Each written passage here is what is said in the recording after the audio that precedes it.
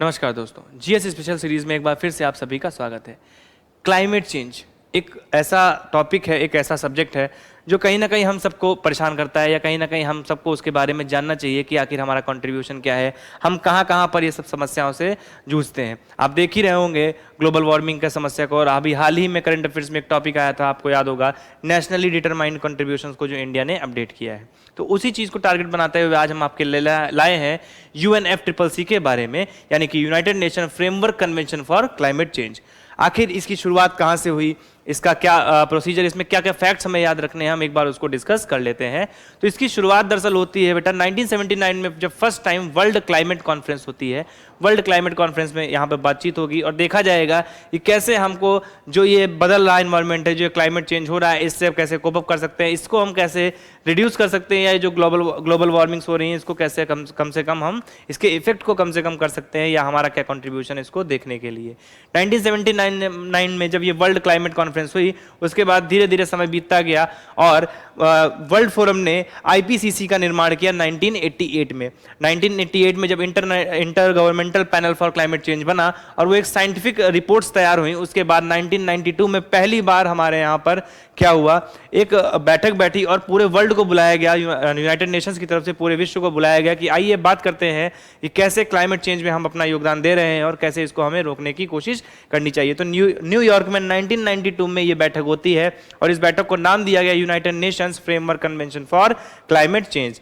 इसके लिए जो भी कन्वेंशन बने, जो फ्रेमवर्क बनाया गया, उसको 1994 में क्या किया गया, इसको एनफोर्स कराया गया। इसका हेडक्वार्टर हमारा बॉन यानी कि जर्मनी में रखा गया है। क्लाइमेट चेंज के लिए बेसिकली ये कार्य करता रहा है। अगर हम भारत की बात करें तो इंडिया ने इसको रेटिफाई किया था 1993 में, यानी कि देखिए 1992 में ये कन्वेंशन हुआ, यहाँ पर कॉन्फ्रेंस ऑफ पार्टीज व लोग यहाँ पर आए, यहाँ पर डिस्कशन किया। उसके बाद 1994 में इसका इम्प्लीमेंटेशन किया गया। हालांकि ये नॉन बाइंडिंग ट्रीटी है, ये कोई भी ऐसा नहीं है कि ये लीगली बाइंडिंग है, इसके जो फ्रेमवर्क के अंदर जो भी टारगेट्स लिखे हो वो बाइंडिंग हो, बट स्टिल अपनी इच्छा से, अपनी मर्जी से जो कंट्रीज हैं वो इसको फुलफिल कर रही हैं, क्योंकि क्लाइमेट चेंज अगर इफेक्ट करेगा तो सबको बराबर ही इफेक्ट करेगा।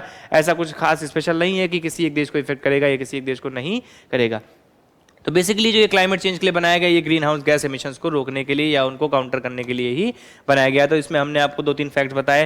1992 में इसका निर्माण हुआ, इंडिया ने 1993 में इसको रेटिफाई किया और 1994 में ये एनफोर्स में आ गया। तो UNFCCC के बारे में हमको इतना ही जानना था। बेसिकली ये भी जानना है कि नॉन लीगली बाइंडिंग ट्रीटी होती है। इसके बाद अगर हम बात करें कन्वेंशन टू कॉम्बैट डेजर्टिफिकेशन, तो देखिए उस समय तक ये समस्या भी पटल पर आ चुकी थी। हम सब देख रहे थे कि ठीक है क्लाइमेट चेंज तो हो रहा है, बट क्लाइमेट चेंज का इफेक्ट क्या हो रहा है कि डेजर्टिफिकेशन लगातार बढ़ रहा है। डेजर्टिफिकेशन का मतलब जो बायोलॉजिकल प्रोडक्टिविटी थी लैंड्स की वो लगातार घटती चली जा रही है।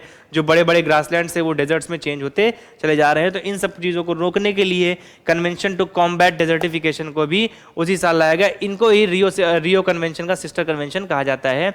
इसके साथ UNCCD के साथ आपका UNCBD यानी कि कन्वेंशन ऑन बायोलॉजिकल डाइवर्सिटी, इन तीनों को मिलकर बोला जाता है रियो कन्वेंशन के साथ इन दोनों को सिस्टर कन्वेंशन बोला जाता है। तो 1994 में इसका कन्वेंशन का भी निर्माण हुआ। इस कन्वेंशन के बारे में भी बात हुई, यहाँ पर बैठक हुई, बैठक में लोगों ने डिस्कशन किया और देखा कि कैसे हम डेजर्टिफिकेशन को रोक सकते हैं।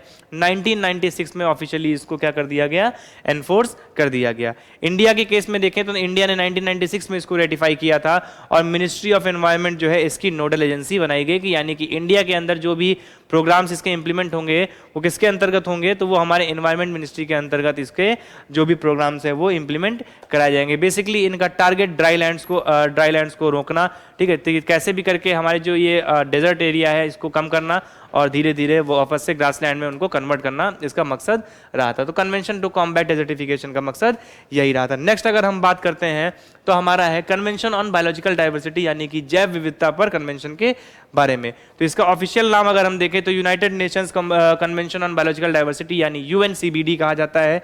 1992 में इसको अडॉप्ट किया गया था। 1992 में अडॉप्ट करने के बाद 1993 में इसका एनफोर्समेंट हो गया था। अगर हम इसको क्रोनोलॉजी वाइज देखें तो सबसे पहले हमारा UNFCCC आया, यानी कि United nation framework convention on climate change आया। उसके बाद हमारा 1993 में इन्फोर्स किया गया कन्वेंशन ऑन बायोलॉजिकल डाइवर्सिटी, और आपका नेक्स्ट 1994 में आपका कन्वेंशन टू कॉम्बैट डिजर्टिफिकेशन यानी कि UNCCD को इंप्लीमेंट किया गया था। ठीक है, इंडिया ने भी इसको रेटिफाई कर दिया है और इंडिया लगातार बायोलॉजिकल डाइवर्सिटी के लिए काम करता चला आ रहा है। अगर आपके ध्यान के लिए मैं आपको याद दिलाऊं तो 2002 में आपका याद होगा आपको नेशनल बायोडाइवर्सिटी एक्ट आता है, जिसके अंतर्गत NBA यानी कि नेशनल बायोडाइवर्सिटी अथॉरिटी बनेगी 2003 में, और उसी के थ्रू इसका इंप्लीमेंटेशन किया जा रहा है। तो आज के लिए अगर हम लास्ट टॉपिक देखें तो हमारा है क्योटो प्रोटोकॉल।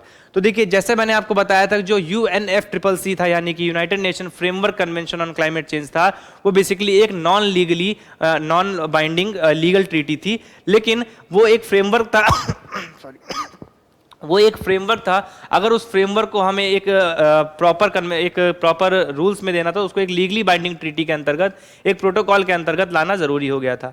तो इसीलिए COP3 यानी कि 1997 में जब हमारा क्योटो या जापान में जब थर्ड कॉन्फ्रेंस ऑफ पार्टी होगी, तो वहां पर क्योटो प्रोटोकॉल को अडॉप्ट किया जाएगा और इसके बाद से ही इसका इंप्लीमेंटेशन किया जाएगा। हालांकि 1997 में क्योटो प्रोटोकॉल साइन होने के बाद भी इसको इंप्लीमेंट होने में करीब 8 साल लग गए, और फाइनली ये फरवरी 2005 में एनफोर्स हो पाया 84 कंट्रीज के रेटिफिकेशन के बाद भी। लेकिन हालांकि इतना सब होने के बाद भी 4 कंट्रीज अभी भी हैं जो इसकी मेंबर नहीं है, जिन्होंने इसको रेटिफाई नहीं किया है। अगर उनको हम नेम दें तो उसमें से कनाडा, अंडोरा, यूनाइटेड स्टेट्स और साथ ही साथ आपका साउथ सूडान मिलकर ये 4 कंट्रीज ऐसी हैं जिन्होंने क्योटो प्रोटोकॉल को अभी भी रेटिफाई नहीं किया है, और इसलिए ये क्योटो प्रोटोकॉल उन पर बाइंडिंग नहीं है। हालांकि यह जिम्मेदारी सबकी बनती है कि अगर हमें समाज को बचाना है, हमें एनवायरनमेंट की रक्षा करनी है, तो ये सबकी जिम्मेदारी है।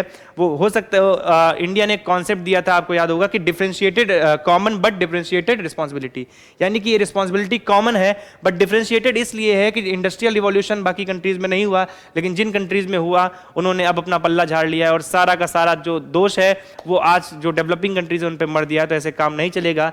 मानते हैं ये जिम्मेदारी कॉमन है, मानते हैं जिम्मेदारी सबकी है, लेकिन जिम्मेदारी उनकी भी है जिन्होंने सबसे ज़्यादा इसका ह्रास किया है, सबसे ज़्यादा रिसोर्सेज को मिसयूज किया है।